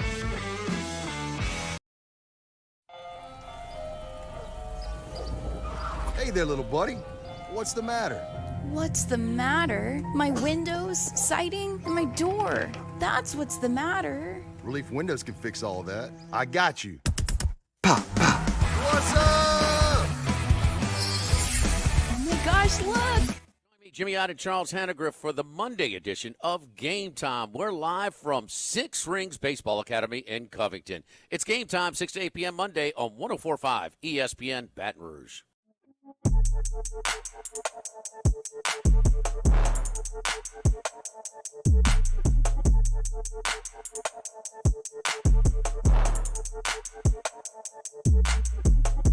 This is Hunt Palmer on 104.5 ESPN Baton Rouge. All right, so I had the opportunity to either talk about Saints minicamp. You got defensive linemen just running around in shorts doing nothing. I could talk about LSU's pitching staff, which was atrocious yesterday. Or I could tell the story about how Doug Thompson booked a phone interview and then let his phone die on the golf course. But, so I did out you there, Doug, but I think it's more compelling content than some of the other stuff I had to go with. Well, I found the charger. My phone's actually charged up now, but we stuck with the safe plan here All with right. Mr. Ross's All phone. right. So, Let's, at the St. George Golf Tournament today here at the U Club. Gorgeous day out on the links today. Beats the office. Well, it's starting to sprinkle a little bit. It's funny you say that, but we needed it because it was real hot today. My wife commented on how hot it was on Friday. I said, well, it'll cool off after Halloween, so just strap exactly. in. All right, let's talk about this LSU pitching staff. I mean, what was your reaction watching the last 2 days? It was tough to watch. I mean, I think that was everybody's reaction. You know, I mean, especially the 9-run lead. We just couldn't throw strikes, couldn't get ahead of hitters, and it's like watching a game in a straitjacket. It was unfortunate, and you know, things like this happen though throughout the course of a season, and there's still 4 games left to correct everything, and then off to the SEC tournament. Do you think they're falling behind, they're walking guys? Is it a product of nibbling too much? Is it a product of guys that just don't have good command? Is it the strike zone is shrunk down by these umpires? I mean, what is the issue with LSU throwing strikes right now?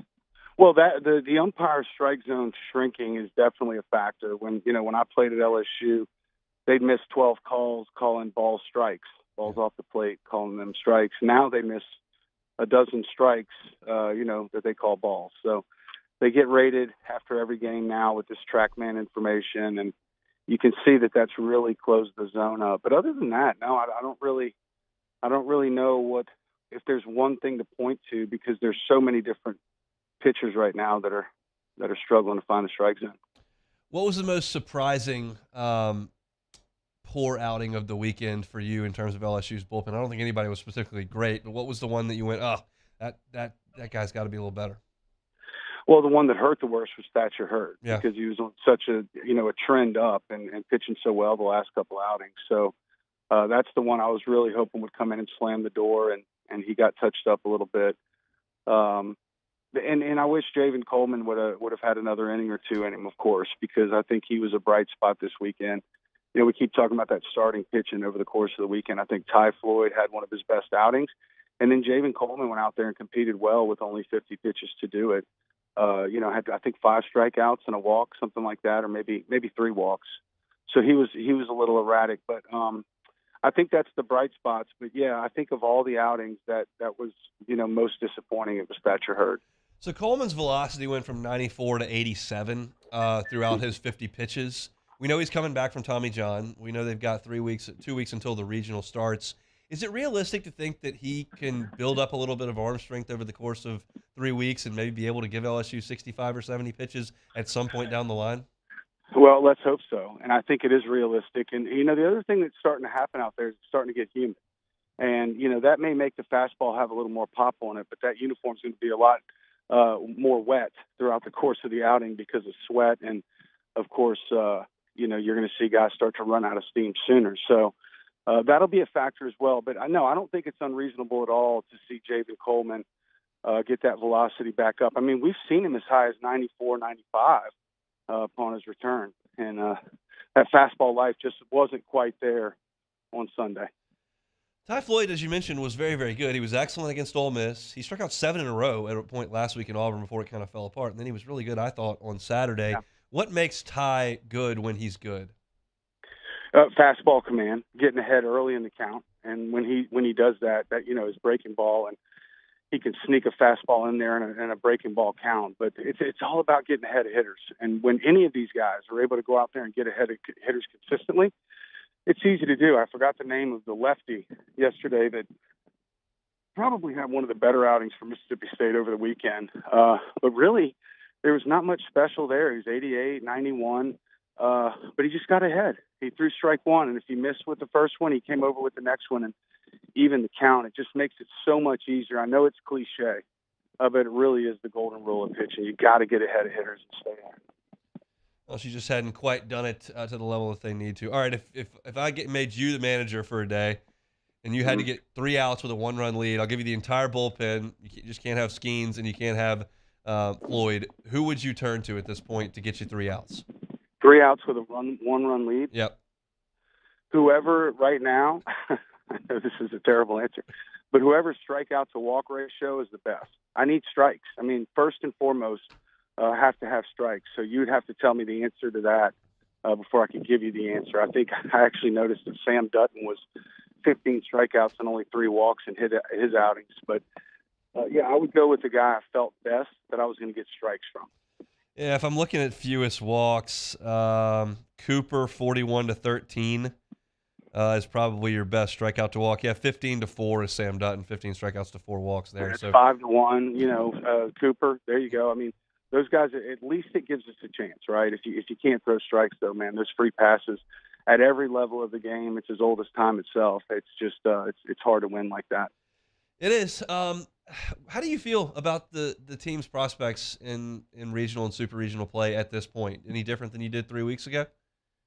Well, of course. I'm certainly worried about after Paul Skeens. It's always good to know that you have him to win that opener, or at least, when he exits the game, your team will probably be in a good position to win. I like Ty Floyd for game 2. It's just a matter of how deep can those guys go. They're both strikeout pitchers, so unfortunately it's tough for them to get through the 7th inning. But, yeah, I feel much different now because of the bullpen being shaky at best. But offensively, after these guys scored 29 runs on 34 hits this weekend. So, it's a team sport. It's not about pointing fingers or assigning blame. But in this case, you really can't fault anything the offense is doing. I think the pitching staff has to clean it up pretty quick, and some leadership has to step up pretty quick. I think LSU's going to be okay in terms of getting a top 8 national seed. They should win a game or 2 in Athens this weekend. I think that'll put it to bed. If that is the case, and we look at it and their RPI is 5, and they're going to be a top 8 national seed, how would you handle Paul Skeens and Hoover? Just like a normal week, let him go? Would you sit him? Would you tell him to throw 50 pitches? How would you handle Paul in a meaningless SEC tournament game? Yeah, if the 8th seed is locked up, you either start him in game 1, or wait for the elimination round with him. But just go out there and give him his normal routine start for sure. And I think Ty Floyd would get a start too. But it would be great if they could go to Birmingham and have the luxury of really seeing, who can pitch and who can get it done here in the postseason. And hopefully, like you said, they can go and wrap up that top 8 seed this weekend in Athens.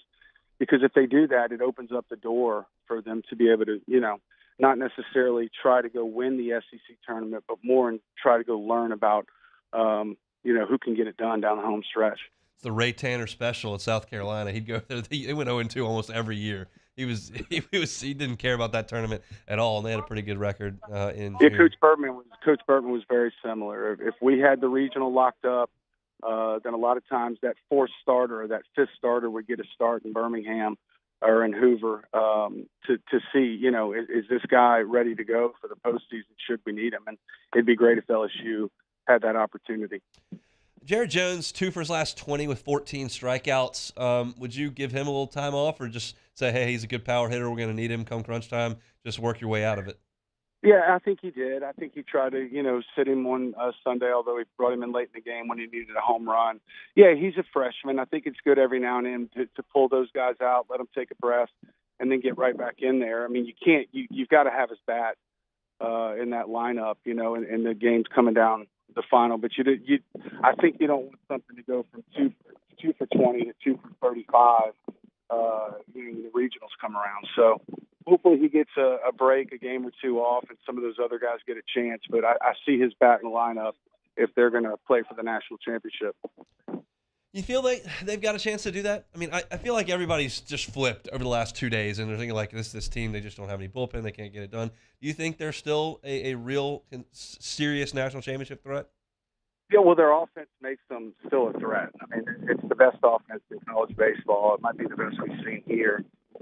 And look, man, I mean, it's just we don't need 11 pitchers to turn it around right now. That's the good news. Now coming down the home stretch into the postseason, you need 5 or 6 guys that can go get it done, including 3 starters. and 2 or 3 guys that you can rely on out of the bullpen. So I certainly think LSU has still got a great chance, and it's just going to be about who can pitch once the postseason starts. All right, Doug, we appreciate it, man. Appreciate you accommodating us, even with a dead phone, finding a way to get it done, and we'll talk soon. All right, Hunt. You have a good week. Yeah, that's Doug Thompson, former LSU pitcher, and a member of the LSU Sports Radio Network. I love chatting it up with Duggar, who spends some time on the golf course. Guy loves knocking it around, and I sound like an idiot saying it was a beautiful day. It was a beautiful day when I got in the studio, which was an hour and 39 minutes ago, but I guess it's raining a little bit now, which is par for the course in South Louisiana from now until about Halloween, where it rains just about every afternoon. So appreciate Doug for jumping on and chatting with us. If you want my thoughts on LSU's bullpen and kind of where things stand, I opened the show with it. It was a frustrated, well, I wouldn't call it a rant, but a frustrated segment on my part.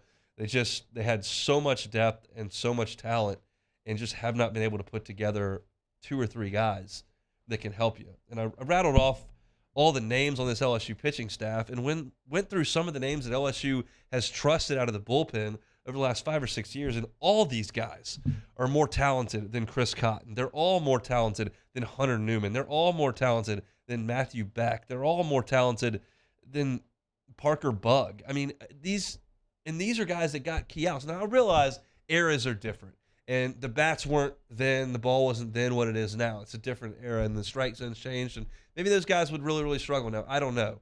But LSU's got a bunch of guys that can run it up there 94 miles an hour, and to not be able to put together 1 or 2 guys that you can trust out of the bullpen is just brutal. And I think a lot of guys are going to get pitching time tomorrow. We'll talk about the game tomorrow, but with the short week and you're coming up on Georgia on Thursday and you want to have everybody ready to roll for a league game, you wouldn't figure anybody would get too extended tomorrow. So a lot of guys are going to pitch tomorrow, and hopefully they throw it over the plate, and hopefully you can limit a Southland Conference team from getting 7 or 8 runs, and you can win the game. If you missed that stat I gave earlier, LSU, it's just a ridiculous statistic.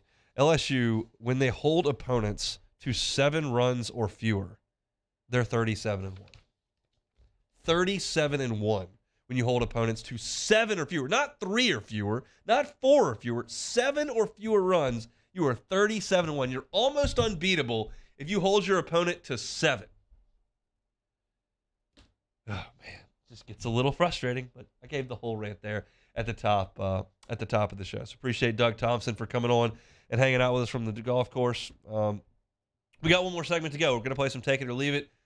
Briefly, I think, give a little look at the NBA conference finals that are cranking up here this week, and we'll get on down the road. It's on Palmer Show. This is on Palmer.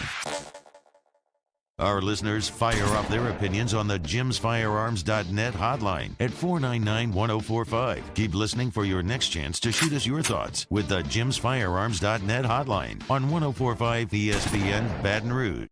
Follow us on Twitter at 1045ESPN to cast your vote in the Citizens Bank and Trust poll of the day. Vote daily inside off the bench, anytime. Hunt Palmer. And after further review, Citizens Bank and Trust brings you the poll of the day via Twitter at 1045ESPN. Hello, Samantha, dear, I hope you're feeling fine. And it won't be long until I'm with you all the time. But until then, I spend my money up right down on my last dime. Come on, in Baton Rouge.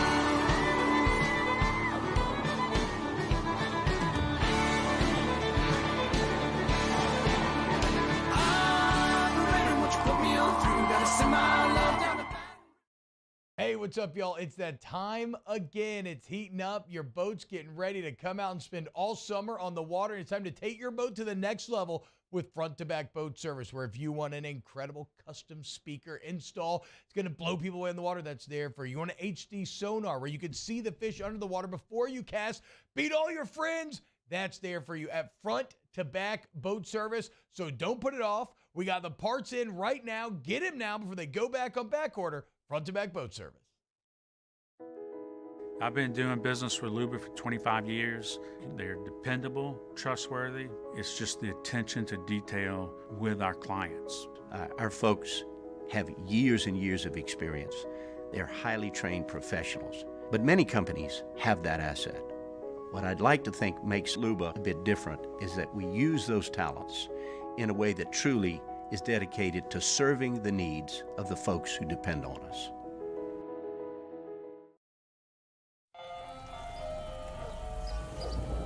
Hey there, little buddy. What's the matter? What's the matter? My windows, siding, and my door. That's what's the matter. Relief Windows can fix all that. I got you. Pop, pop. What's up? Oh my gosh, look! Curb appeal. That's a good-looking neighborhood. ReliefWindows.com. When is a taco more than just a taco? When it's Government Taco. Voted best tacos 3 years in a row by 225 Magazine, Government Taco puts the most delicious spin on tacos the capital area has ever seen. With creative combinations like the Magna Carrot, the Filibuster, or the Steak of the Union. Plus perfect tortilla chips paired with the best salsa and queso you've ever had. And happy hour every day from 3 to 6 p.m. and all day on Thursday. Government Taco, 5621 Government Street. Gulf Coast Bank and Trust is giving our customers the power to bank anywhere, anytime during this challenging event. And we're right there with you. Our mobile banking app is a smart way to manage your money and time. Gulf Coast Bank and Trust, the bank that cares about you.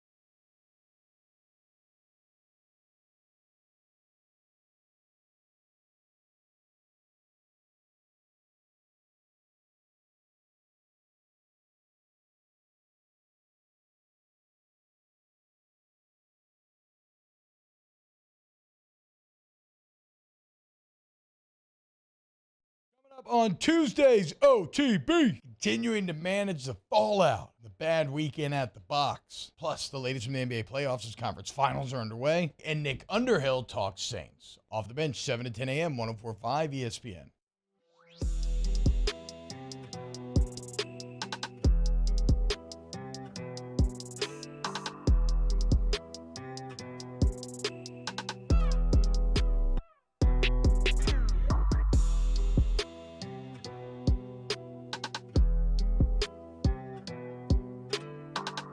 You're listening to Hunt Palmer on 104.5 ESPN Baton Rouge.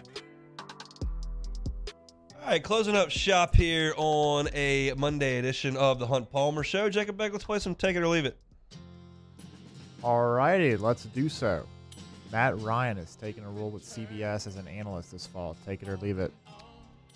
I'll take it. I think it'd probably be fine. I was thinking about this the other day. Like, does Saints fans hate Matt Ryan? Yes. They do?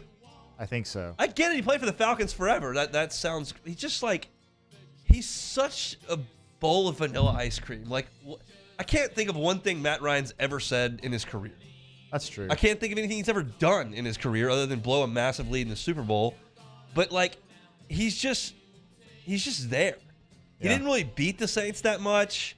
He never says anything. He never does anything. He was just a solidly above average NFL quarterback for like 15 years, and that was it.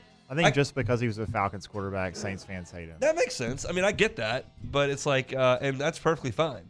I mean, I despise Yadier Molina because he was just like such a jerk all the time and played for the team that I hate a lot. But like Matt Ryan's never really a jerk. He's just like kind of a bowl of vanilla ice cream. There's just nothing remarkable about Matt Ryan at all. So I have no idea if he'll be good. And I guess that would suggest he may not be great at commentary, but we'll see. John Daly has withdrawn from the PGA Championship this week. Take it or leave it. I'll take that. I mean, I'll take it. The fella won a PGA, and he's got the exemption. He can certainly play, but I mean, if you saw what he did at Zurich, where him and Duval couldn't make a birdie in best ball and shot over 80 in the alternate shot, I just don't know if playing the PGA Championship is a great idea in terms of pace of play, his scorecard, his dignity.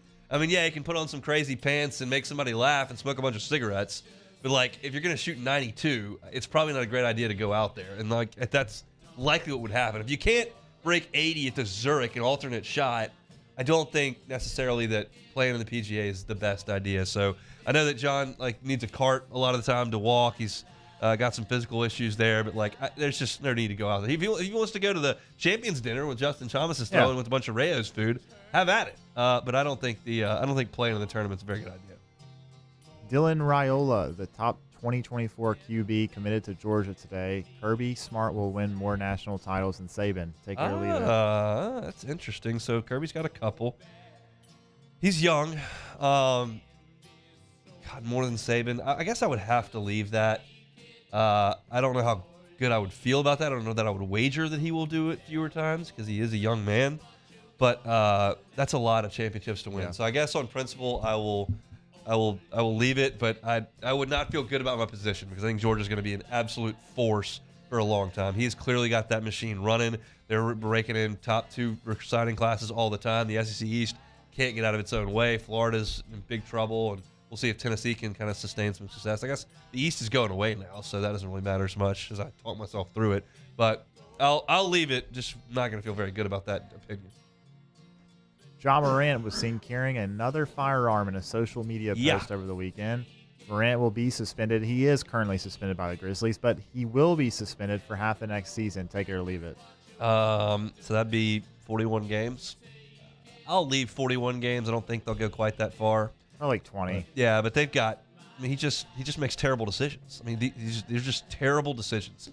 It is so easy not to put yourself on social media with a gun.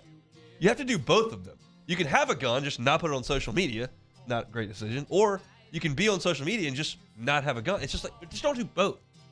And he just makes really, really bad decisions. That's the moral of the story. They're immature, bad decisions. And he's the face of that organization, and he's a potential like face of the league in terms of the talent that he is. But if you can't make proper decisions off the court, like, they're going to take it all away. And that's just, it's such a solvable problem for him, and he just hasn't done it. It's not good. Last one here. If LeBron James wins the NBA title this year, it will be his most impressive. Take it or leave it. I think I'll take it. I mean, obviously, it's more impressive than winning the ones in Miami with Bosh and Wade. Then it's way more impressive than winning in the bubble. That doesn't really count. And then the Cleveland one, you had Kyrie there. Love was in his prime. Prime Kyrie. Yeah, and Kyrie hit the big shot in Game 7.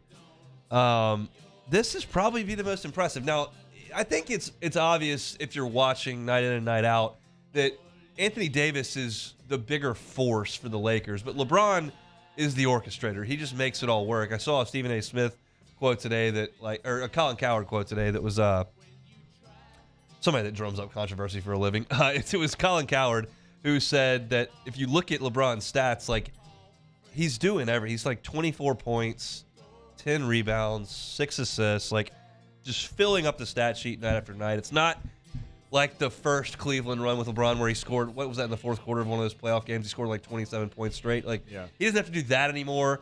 I think this would be his most impressive. It certainly would be a massive hat tip to the organization in Los Angeles to take a team that was just awful and in mid-season flipping it around like that and creating an entirely new team and culture and then having it pay off. I mean, they got a long way to go to win the championship. You know, Denver's is good, and then you got to figure that Boston will come out of the East. But it's got a long way to go, but it would be really impressive. I think I could say it would be the most impressive title if he were able to get that done. It would certainly add to his legacy. We kind of maybe thought after last season, the way things went in L.A. and then the start they got off to, where LeBron's saying he's going to run out this contract and then play 1 year with Bronny and then he's going to be done. Like, you were thinking about, like, his legacy's kind of written. And now all of a sudden you reopen that book with this deep run that nobody was expecting as of March of this year. And then here they are playing really, really good basketball. So, yeah, it would add to his legacy, and I think it would be his most impressive championship if he got that done. I actually found myself yesterday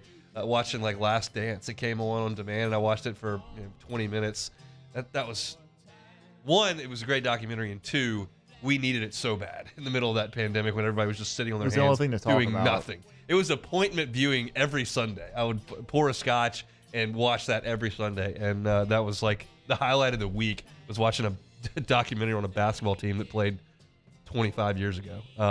But yeah, that's it for Take It or Leave It here on this Monday. Hope your work week is off to a good start. We'll be back tomorrow. Tomorrow on the show, I'm going to go deep in LSU's tournament resume and tell you what they need moving forward to make sure that they play all of their regional and super regional games at Alec Box Stadium. So I'll have that all broken down by the numbers and give that to you tomorrow. What else we do on Tuesdays? We'll talk to Glenn West about LSU baseball. We'll talk to Sharif Ishak from WDSU about Saints rookie minicamp as well. So plenty to get to on tomorrow's edition of the show. If you missed today's edition of the show, we always invite you to go back and check it out on demand, 1045ESPN.com's On Demand tab. All of our shows are archived there each and every day. If you're more of a Spotify, Apple Podcast, Google Podcaster, you can find us there at The Hunt Palmer Show, and then YouTube. All of our content uploaded there. We want to invite y'all to head to Hunt on Saints and Hunt on LSU. Subscribe to those two channels. It's all football, all LSU football, all Saints football, and it's archived right there. If you subscribe to the channel, it'll just populate right into your feed, so we'll appreciate that if you could get it done. LSU Mississippi State reaction in hour one, SEC baseball reaction in hour number one, talk Saints minicamp, and talk to Doug Thompson in hour number two, so go check that out on demand. Jimmy Ott's Game Time tonight, 6 to 8. Matt's going to drive you home right now after further review. See you tomorrow. Hunt Palmer Show.